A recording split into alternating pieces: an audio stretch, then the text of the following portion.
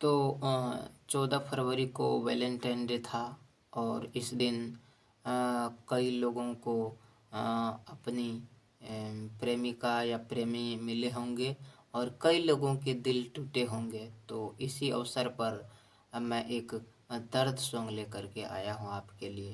तो चलिए, मुखड़ा है, सुन लेते हैं।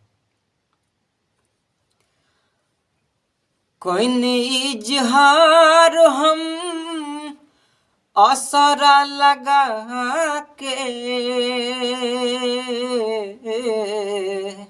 कोई इजहार हम असरा लगा के, मिलल जवाब ऐसन जिंदगिया हो गईले,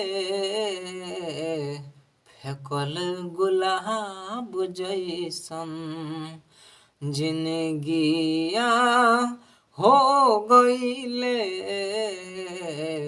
फेकल गुलाब जैसन।